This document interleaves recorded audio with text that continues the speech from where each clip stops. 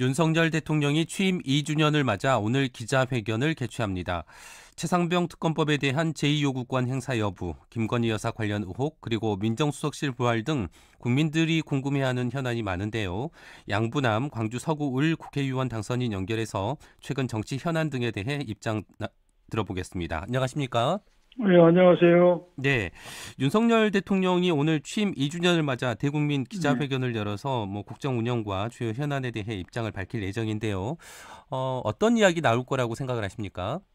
네, 이번 기자회견은 언론에서 보도한 것 같이 취임 100일 회견 이후 1년 9개월 만에 하는 회견입니다. 네, 네, 국정이 난맥상이 심하고 불통으로 국민과 불통으로 민심이 등을 돌린 뒤에 한다는 점에서 약간 만시지탄의 느낌을 듭니다.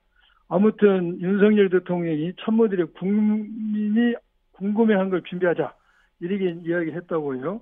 이게 비춰봤을 때는 김건희 여사 관련 문제 설명, 최상병 특검에 대한 본인의 입장, 또 우리 민주당이 주장하기 때문에 민생회복 지원금 25만 원 지급에 어떤 입장을 가지고 있는지, 또 민정수석 설치 관련 설명, 의대 정원 문제, 연금 개혁, 민생 대책, 대충 이런 것을 말하지 않을까 생각이 드는데요.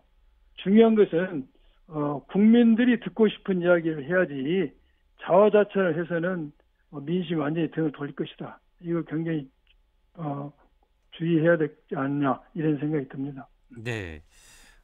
말씀하신 것처럼 가장 관심이 가는 부분 중에 하나가 이제 국정 기조의 변화 여부일 텐데요. 예, 일부에서는 윤 대통령이 그동안 국정 기조에는 문제가 없고 단지 소통이 조금 부족하지 않았나라고 이렇게 생각하고 있다. 이런 이제 비판의 목소리도 있는데요. 예. 이번 기자회견 이후에 어떤 국정 기조의 변화가 있을 거라고 생각을 하십니까? 저는 국정 기조에 큰 변화가 없을 거라는 생각이 듭니다. 그러게 제가 생각하는 이유는 이번에 민심을 청취하겠다면서 민정수석실을 부활하고 민정수석, 그 밑에는 공직기관 비서관, 법률비서관을 전부 검사로 임명했습니다.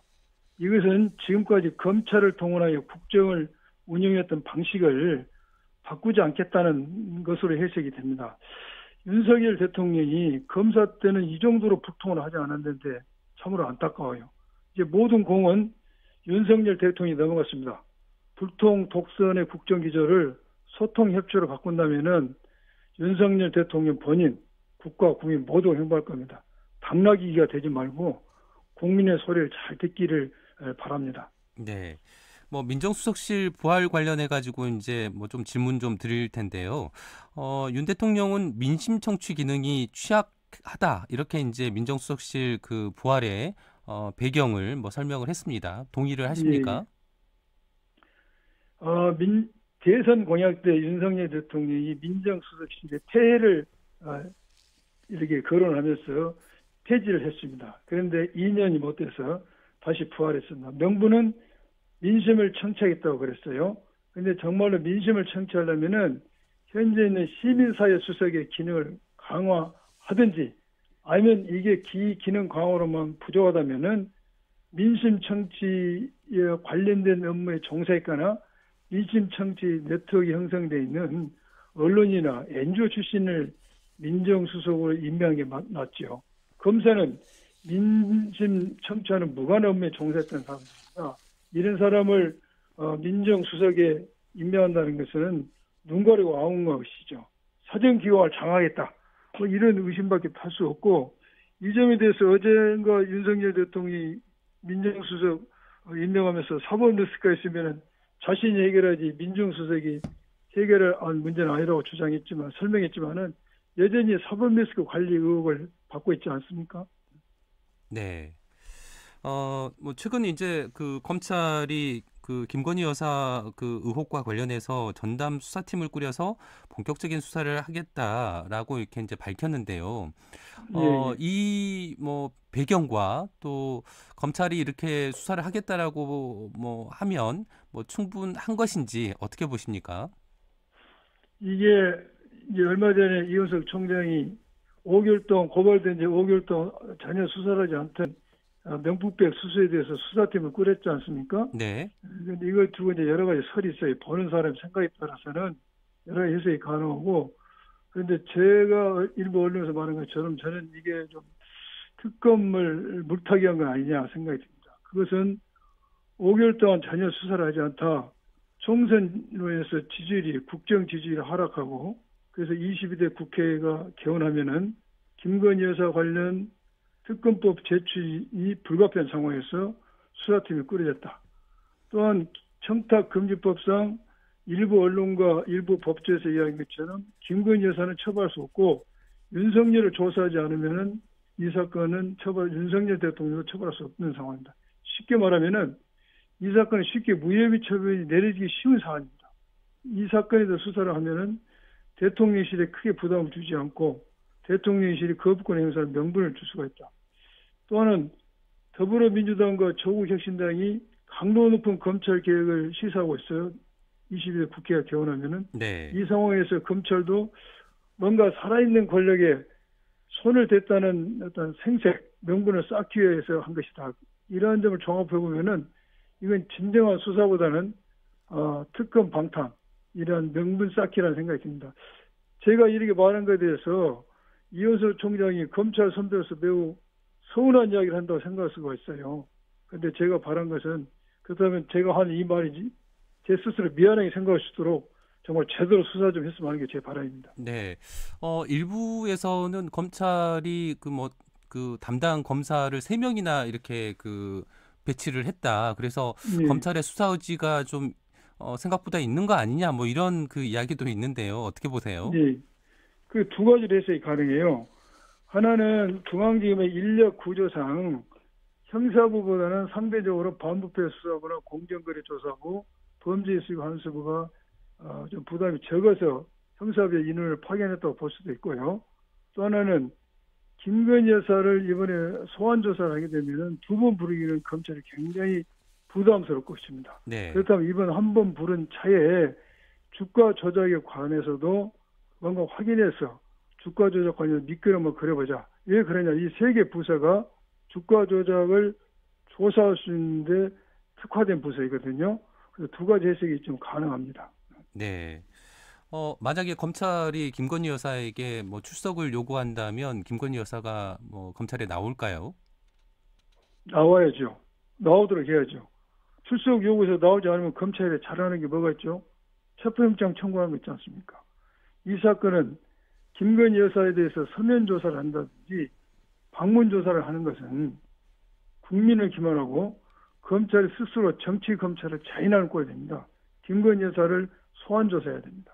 뿐만 아니라 더 나아가서 이 사건은 청탁금지법상 김건희 여사는 처벌할 수가 없습니다. 윤석열 대통령이 김건희 여사가 명품백을 받았는지 그것이 자신의 직무와 관련해서 받았는지를 알아야지만이 윤석열 대통령을 처벌할 수 있는 사건입니다. 이 사건은 윤석열 대통령 처벌 여부에 초점이 있는 사건입니다. 김건희 여사를 처벌하기 위한 사안이 아니죠. 네. 오늘 기자회견에서 윤석열 대통령이 최상병 특검법에 대한 제2요구권 행사와 관련해서도 조금 언급이 나오지 않을까 그렇게 이제 예상을 하고 있는데요. 예. 최상병 특검법에 대해서도 거부권을 행사할 거라고 생각을 하십니까? 저는 이거 형사 여부에 대해서 이게 예측보다는 이거 해서는 안 된다는 점 말씀드리고 싶어요. 최상병 특검법은 지금까지 거부권 행사했던 다른 특검과 매우 다른 점이 있습니다. 이 최상병 특검법 사건의 정점에는 윤석열 대통령 본인이 있습니다. 서양 라틴어 법 격언에 이런 말이 있습니다. 아무도 자기 사건의 재판관이 될 수 없다는 말이 있습니다. 또한 현재 우리 법원에서도 법관이 자기 이해관계인의 사건을 담당이 되면은 스스로 사건을 회피하는 제도가 있습니다. 이 말은 다른 특검과 달리 최상병 특검에 대해서는 윤석열 대통령이 거부권을 행사해서는 안 된다는 내재적 한계가 있다는 것이죠. 네. 거기에 국민 여론의 대다수도 윤석열 대통령이 거부권을 행사하면 안 된다는 게 다수의 의견입니다. 그렇기 때문에 거부권 행사해서는 안 됩니다. 이런 상황에서 거부권 행사하게 된다면은 불통과 독선의 이미지가 더욱 굳어져서 앞으로 국정이 엄청나게 난맥, 경색될 겁니다. 네. 뭐 국민의힘이나 대통령실에서는 뭐 안타까운 일을 정치적으로 악용을 한다던가 아니면 공수처가 지금 수사를 하고 있으니 결과를 좀 지켜본 다음에 특검을 논의해야 예, 되는 거 아니냐 뭐 이런 입장인 것 같아요. 여기에 대해서는 어떻게 생각을 하십니까? 이런 주장은 공수처법에 대해서 잘 알지 못하고 특검을 회피하기 위한 변명에 불과합니다. 공수처법에 다 자세히 보면요. 대법관, 판사, 검사, 경무관 이상 경찰 공무원에 대해서만 공수처에서 수사를 하고 혐의가 인정됐을 때 법원에 직접 기소할 수가 있습니다. 그 외의 공무원, 그러니까 이 특검법에 나오는 장성들도 마찬가지죠. 그 외의 공무원들은 공수처에서 수사는 할 수 있지만은 혐의가 인정됐을 때 법원에 직접 기소를 못합니다. 기소 의견을 검찰에 송치할 수 있습니다. 이 사건을 검찰이 받아서 공수처에서 기소 의견을 보냈다 할지라도 무혐의하면 그만입니다. 비근한 예가 있지 않습니까? 김웅 의원의 고발 사주 의혹 사건에 대해서 공수처가 수사를 열심히 했습니다. 그래서 혐의가 인정된다고 생각돼서 기소 의견으로 검찰에 보냈지만은 검찰이 무혐의 처분하면서 이 사건 끝나버렸지 않습니까? 또 하나는 공수처의 현재 상황을 볼 필요가 있습니다. 인력이 매우 부족한 상태입니다. 또한 공수처장과 차장도 임명이 되지 않은 상태입니다.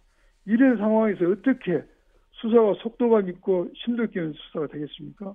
될 수가 없는 겁니다. 특검이 필요한 이유입니다, 이게. 네. 법무부 가석방 심사위원회가 어제였죠. 은행 잔고 증명서 위조 혐의로 징역 1년형이 확정돼 복역 중인 윤석열 대통령의 장모 최은순 씨의 가석방 여부에 대해서 만장일치로 적격 판정을 내렸습니다. 예, 예. 박성재 법무부 장관이 결재를 하면 오는 14일 출소하게 되는데요. 어떻게 생각을 하십니까? 가석방은 그 요건이 있어요. 법률적 여러 가지 요건이 있는데 그러한 요건이 충족이 됐기 때문에 그러한 결정을 했으로 저는 봅니다. 네. 그런데 요건은 충족이 돼서 당연히 그렇겠지만은 이게 과연 국민 정서상 맞는지 문제는 또 다시 생각할 문제죠. 네. 네, 무슨 말인지 알겠습니다. 어제 22대 국회 개원을 앞두고 상임위 배정이 있었습니다. 예, 당선인께서는 예. 행정안전위원회에 이제 소속이 됐는데요. 앞으로 어떤 역할 하실 계획인가요? 제가 행안위를 아직 배정이 안 됐고요. 아, 배정은 아직 안 예, 아직 됐어요. 안 됐습니다. 신청을 했습니다. 네, 제가 신청한 이유는 이태원 참사, 오송 지하차도 침수 사건이 국민의 안전에 큰 문제라는 것을 보여주지 않습니까? 이 정부가 국민의 안전 시스템이 붕괴됐다. 이런 걸 보여준 큰 사건들이었어요. 그래서 제가 행안위를 가려는 것은 이러한 국민의 안전 문제를 심도 있게 지켜보면서 국민 안전을 지키고 싶은 생각이 들고 또 하나는 제가 총선 공약 중에 하나가 불공정한 수사 시스템을 내가 바꾸겠다라는 공약을 걸었습니다. 그런데 이 공약은 경찰청과 관련된 일입니다. 그 내용은 고 이성균 방지법으로 제가 가칭하고 준비하고 있는데 피사실 공표 금지하려고 하고 네, 또한 수사기관이 장기화됨으로써 수사를 받는 사람들이 정상적인 생활을 못하고 있는데 수사기관의 장기화를 막아보려고 하고 또한 압수수색이 무분별히 이루어짐으로써 압수수색을 받는 사람들이 언론과 여론으로부터 유죄 심정을 받게 되는데 압수수색을 제한하는 문제 또한 경찰이 사건을 피의자를 한 번도 부르지 않고 사람을 범죄자로 인지함으로써 빚어진 여러 가지 부작용들 문제 이러한 것을 제가 한번 지켜보려고 하는데 이거 하려면은 이제 행안위가 그게 관련이 돼서 제 공약을 실현하기 위한 첫 발을 내딛고 있는 겁니다. 네, 네. 오늘 말씀 여기까지 듣겠습니다. 고맙습니다. 예, 감사합니다. 예. 지금까지 양부남 광주 서구을 국회의원 당선인이었습니다.